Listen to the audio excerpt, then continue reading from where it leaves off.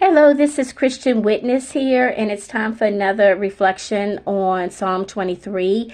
I thought we would look at Jeremiah 23, and it's on false teachers, the whole chapter, and prophets and priests. And I was thinking that we do depend on our pastors, and it's just like an encouraging word that's why it's so important to really know your scriptures, to have a good prayer life with God, and to include God in everything, like, oh, what church should I go to? What should I do? Guide my path. Like God says it in Psalm 23 that he's going to help us. He's going to help us, guide us, feed us, lead us, and things like that. Because I have also known people that will say they're born again Christians and the way they act doesn't seem to match up. And I have learned that just because they say it doesn't mean it's true. And I just realized that, you can pray for these people. You can, things like that. But also, I try to be careful, keep my wits about me around these people because of the spirit they have.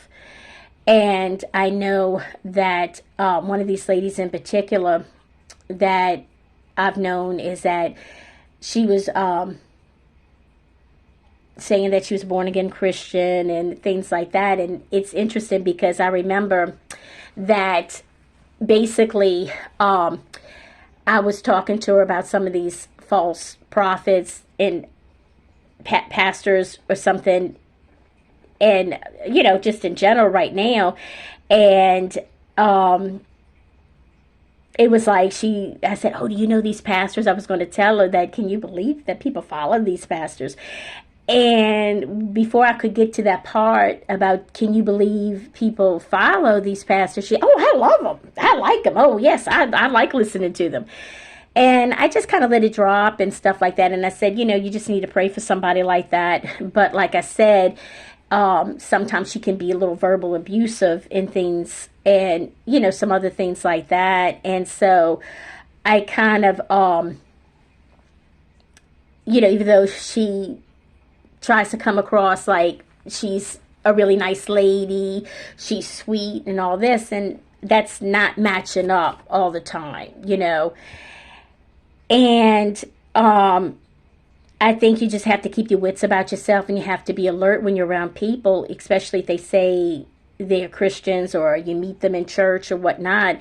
You have to look at their fruits and pray about it. And you can certainly always pray for these people, obviously, for sure. But in Jeremiah, I think it's 23, right? Yes. I'm going to start with 21 and go down to, I think it's 24. I did not send these prophets, yet they ran with the message. I did not speak to them, yet they prophesied.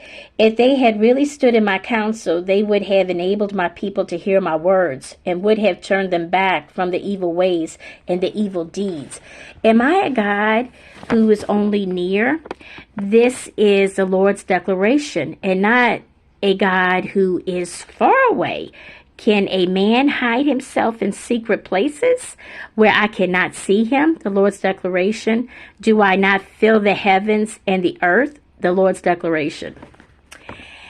And it just makes me feel like, sometimes that with God, he sees us. He sees the false preachers and what they're doing. And, he knows all things. But that's why I say that it's so important to pray, to have that close relationship with God, and spend time in the Bible, and to be alert to, maybe don't listen to what the person, I'm a born again Christian, but look at the fruits, look at their lifestyle, look at the things they say and do. Does it match up? And act accordingly, with what you see. we have to be very wary and alert. And that's basically what I wanted to talk about Psalms 23, that God leads us and guides us, and he puts people in our paths, and he also, might remove people and things of that nature. I remember one day in church, there was this lady. I just loved her. I thought, wow, I'd love to be her friend. You know what I'm saying? And so little by little, we started going to dinner together with another church lady after church. And we were starting to become friends. And I remember one time I saw this lady, let's call her Jane. Let's call her Jane.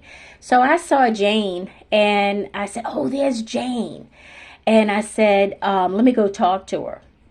Well, anyway, when I went to go talk to her, I felt a slight force push me back.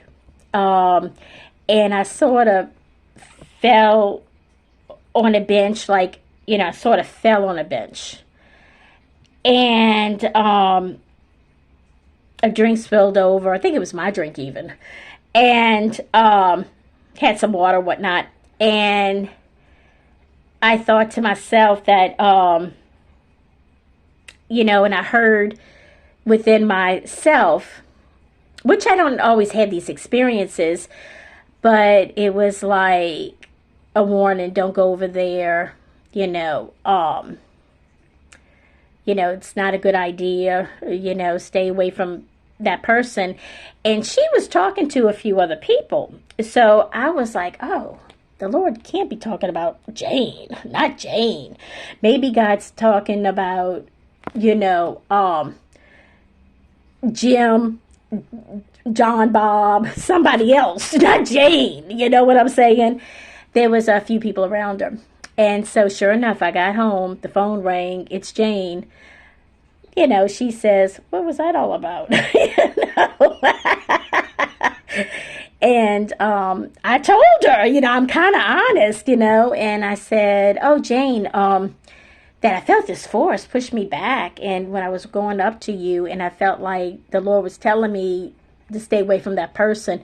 But of course, God's not talking about you, Jane. I don't know who the Lord was talking about, but he must have been talking about Jim, Bob, John. These aren't real names. I'm just off the tip of my head saying them. And I said, but not you, Jane.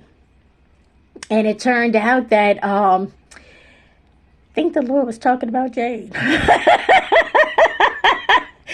She got so mad. And she, basically that was the end of it. She wouldn't fool with me after that. And so to this day, and this was years ago. This was before the pandemic started. This was quite a few years ago. And I'm just saying to myself in this little story that I remember for a while I said, oh, I wish I wouldn't have said anything. I said, oh, I stumbled or whatever, because Jane would be still talking to me. Then I had grown to realize there was some other things that happened that I saw the fruits of the Spirit that I said, I think I was talking about Jane, and, I dodged a bullet with Jane. And only God knows what would happen with Jane. So it just taught me to trust God, to really, encourage me, don't learn the hard way. But Jane got rid of me because I told her, And so that's my story. And for today with Psalm 23. But that's wonderful. That's wonderful. That's a good experience. But anyway, that's it for today. Until the next one, Christian Witness out. And amen, and amen, and amen. Until the next one.